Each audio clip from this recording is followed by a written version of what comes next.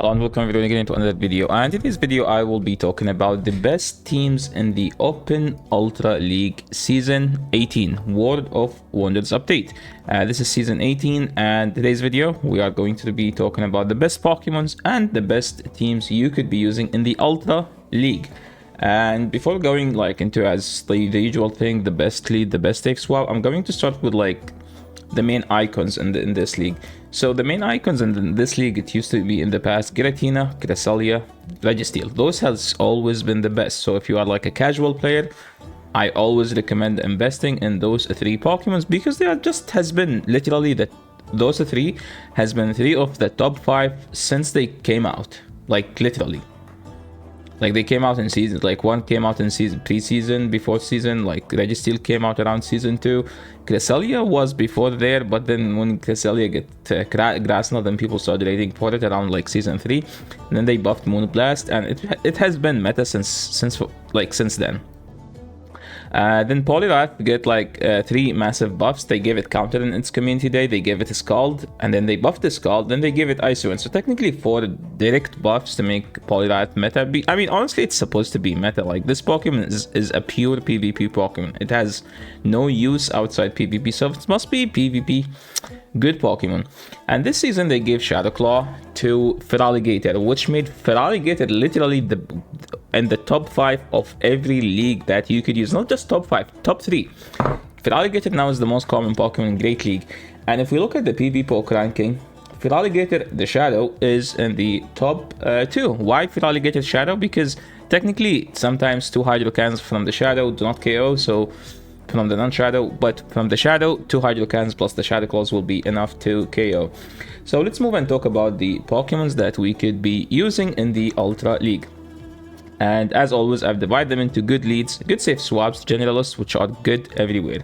Good leads, lead Pokemon have the advantage, usually Pokemons that do enough or decent fast move pressure, and you have a baiting move and a nuking move. Why baiting move? So you can be able to grab some shields, and nuking move to threaten them in case they don't want to shield. So they always have that decision with your opponent will be like, should I shield this nuke or call this bait? You know?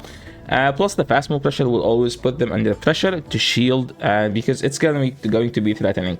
And the main reason about that's Talonflame. Whenever Talonflame gets 3 incinerates, then you have to make the decision: should you shield the Brave Bird or let it go because it's the fire move. Another Pokemon here is Pidgeot. Should you call a Feather Dance or shield a Brave Bird? It's always this debate. So those Pokemons have a decent coverage. A9 is usually in the back, but sometimes it's actually decent in the lead. Usually whenever it's in the lead, it has Powder Snow. Whenever it's in the back, it has Charm. But honestly, the main reason about A9 now is that you need the Shadow. Same for the Ampharos. I love Shadow Ampharos. I've used Shadow Ampharos a lot the past couple seasons because it's kind of like a neutral. Outside Swampert, nothing technically walls it. And last season we get access to the new ape, one of the best fighters in the entire game, Annihilate. Well, it's technically the best fighter because it's the fighter that double resist counter from other fighters, which made it the best. And it has Shadow Ball to hit what usually hard counter fighting, which are the ghosts, but you have Shadow Ball and Night Slash to hit them back, or the Psychic, like Cresselia and Ultra League, Armored the Mutant Ultra League, so now you can hit them back with Shadow Ball. Trevenant is another example, but to be honest, Trevenant just got power crept by Annihilate. Annihilate just does everything better. You still beat the water with Annihilate, but now there is Feraligatr, which does super effective fast move damage to the Annihilate. So, which is making Annihilate harder to use, and Jellicent has been the best safe swap in this league for the past 5-6 seasons. I don't think that will be the case anymore because Feraligatr will shred the Jellicent, especially if you have a crunch. Jellicent technically doesn't get walled. As long as Jellicent is doing these hex damage plus Shadow Ball, land the Shadow Ball, Jellicent should be fine because Jellicent is not supposed to win games. Jellicent is there to swap out into a blind matchup where okay, I lost lead, what could go worse? Let me just swap to Jellicent and I will be able to get a shield back or something else.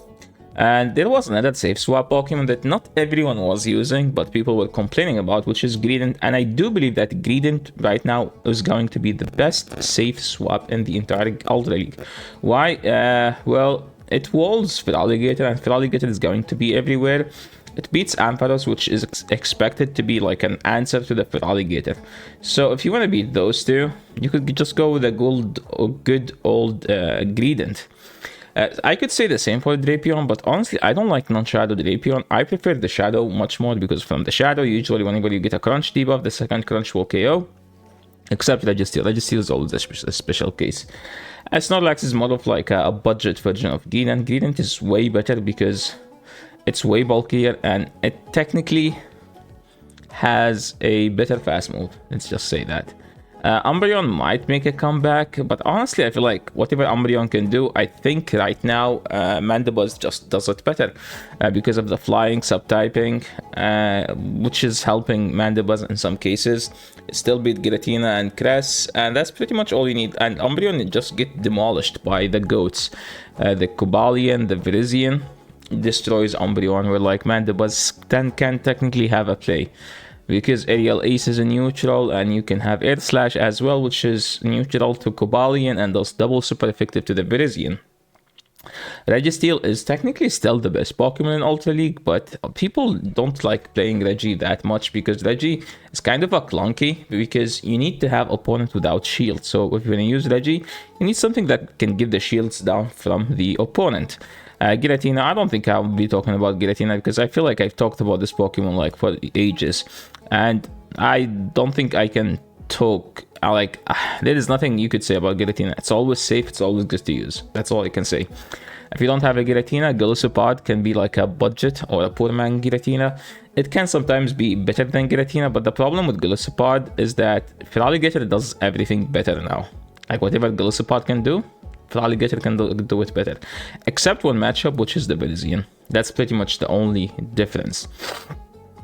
Steelix, after the nerf, we haven't seen any Steelix, to be honest. Breaking Swap was just so bad in the game that they had to nerf it after one season, which isn't not something that Niantic would do. Niantic always like nerf stuff after 2-3 seasons, but Breaking Swap, because it was so OP, so annoying, they had to nerf it like literally like the season after. Zygarde, I don't know how you feel about Zygarde in the current meta. I feel like we have lots of stuff that beats it now, and Virizion is going to be better now because of the fact that people are going to run Greedent and this thing and Registeel and Poliwrath, and technically Virizion beats all of these.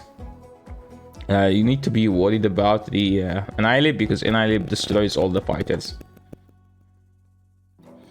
Now moving to something I call the top performers. What are the top performers? Those Pokemons technically perform the best against the condensed meta.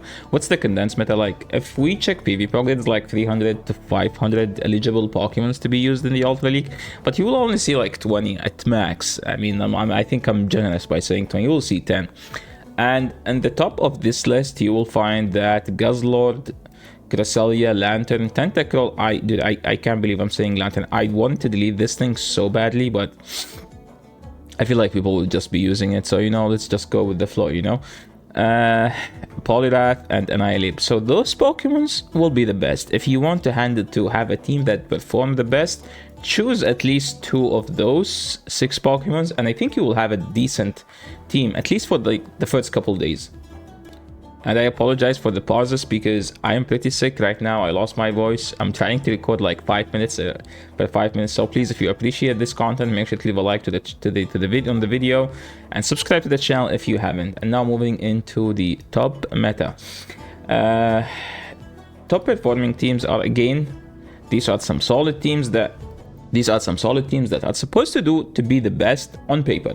Why yes, we keep saying on paper? Because I'm predicting those to be the best teams. Okay, people might not just copy those teams, but what I always recommend is just look up a team, one of those, choose 2 of the 3, and you choose a third based on your playstyle.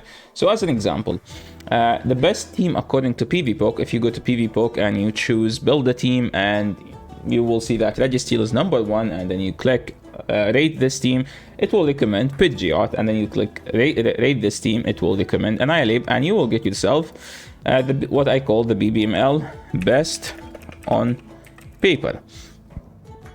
Why would I call it best on paper? Because this team struggle against this stuff. As an example, maybe Lantern, maybe Ampharos, stuff like this usually give this team pain. So you have to tweak the team a bit, like maybe drop Registeel, maybe drop Annihilate and put like a Feraligator instead of it, or like maybe drop the Feraligator, sorry, the Annihilate and add a Giratina instead of it. And there is something also we admire in this channel, which is the top 3 PvPoke. What's the concept behind this team? You look at PvPoke listing and you'll see that Registeel is number 1, so that's your first Pokemon.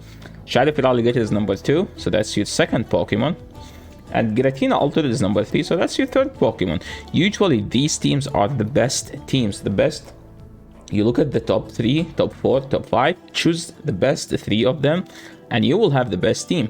This is similar to Azu Double Ghost in the Great League, where you're weak to counter in the lead, and you cover your weaknesses by having 2 stuff that beat most of the counter users. As an example, what's the counter user? It's Annihilate and Poliwrath. I think Poliwrath might be a bit strong against this team, but Feraligator is honestly fine because Hydrocan is just OP and Giratina beats Poliwrath. It's an annoying matchup for both, trust me. Now moving from the top performance, if we look at the top performing here, I said that those are the best Pokemon, so if I want to choose a team to build from this, I would actually build it this way: Cresselia, Guzzlord, and Lantern. Why Guzzlord? Because Guzzlord beat Feraligator and Lantern destroys Feraligator. And both Lantern and Cresselia are fine into Annihilate, and Registeel is kind of tough for this team to beat, but it should be something you could handle. Plus, I'm expecting people to be using Feraligator and Pidgeot the most in day 1.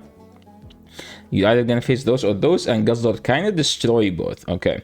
But what I will be testing, you guys know I like to test out some different stuff. So on day 1, I will be testing out Shadow Ampharos, Shadow Feraligator, and Skeledirge. Why Skeledirge? Skeledirge beats the stuff that beats Feraligator. That's why. Like, what beats Feraligator? It's Lantern. Okay, Skeledirge loses that. Okay, that didn't last long. Damn it. No, what beat Feraligator? Guzzlord. Okay, Guzzlord technically loses to Feraligator, right? Sorry, to Skeledirge. Dude, I keep making...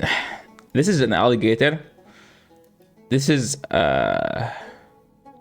crocodile, right? Right?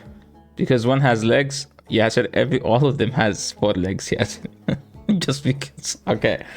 What else? Okay, name something. Registeel. Yeah, this thing smokes Registeel like Skeledirge.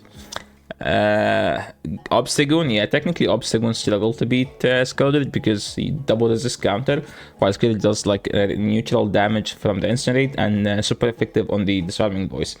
So these are like the team I'm expecting to be solid teams, but there is always what I call the BBML teams. It's like just the 3 meta team Pokemons that do perform great with each other.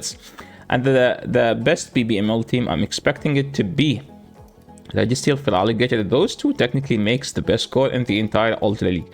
There is nothing that could destroy the score. Technically, Lantern and Ampharos give the score some pain, but trust me, Hydrocan Pokemons are just too OP whenever they get an OP fast move like Mudshot or Shadow Claw. So usually those Pokemons are just too annoying to handle. And Skeledirge in the back just as a cover. And if you guys watch my stream, you know how much I love using Shadow Dragonite. This Pokemon is one of my favorite Pokemons used in the Ultra League. And I used to run a team like Dragonite, Jellicent, and Skunk. And my friend Diamond Nices, aka Ed, he runs it with Registeel. So if you are using this team, if you like this team, I used to run it with Tapu Fini as well. Now we just replace Jelly with the Feraligator. And the Skunk is low-key one of the best Pokemons to handle Feraligator because you have Poison Jab and you resist Shadow Claws. I tried this team last season. I think if you used it, if you like this team, when I used it last season, you just replace one of the waters with a Feraligator and you get yourself a nice team. I think it makes sense to replace Tenta, but both are actually fine. Again, if you like this team and want to test it out, there is like there is a million videos on the channel about this team. There is like 22-3. This is the most common one. Dragonite is OP in the Ultra League. Either of those 2, should give you like a brief on how I like to play this team, because the concept of playing this team is the same no matter what I have as a backline. I also used Gliscor because I think Gliscor is one of the most underrated Pokemons in the Ultra League. So if you use this team, I have a video about this team with Golisopod. You just replace Pod with Feraligatr because technically an alligator is better than a bug, right? So now we talked about Feraligatr, but how can we handle Feraligatr? Yeah, so do you have any team that destroys this Pokemon? We do have technically two teams I made especially to destroy Alligator. And the main Pokemon that should be always come to your mind whenever you want to handle Feraligatr is literally Virizion, because it destroys Feraligatr and what covers it, stuff like Poliwrath and Registeel, and what else? Yeah, those are pretty much it. And some people pair it with Pidgeot, so if they do that, you have Lantern. Also, you have Quick Attack Greedent. You could also run Mudshot Greedent, by the way. So all of these three should be decent into Feraligatr teams.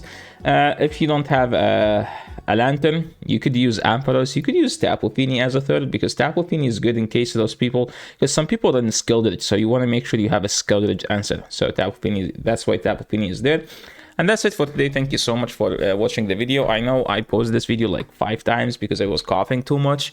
So I appreciate everyone who made it this far. And if you like this content, please leave a like. If you're new to the channel, make sure to subscribe. And see you in the next video. Peace.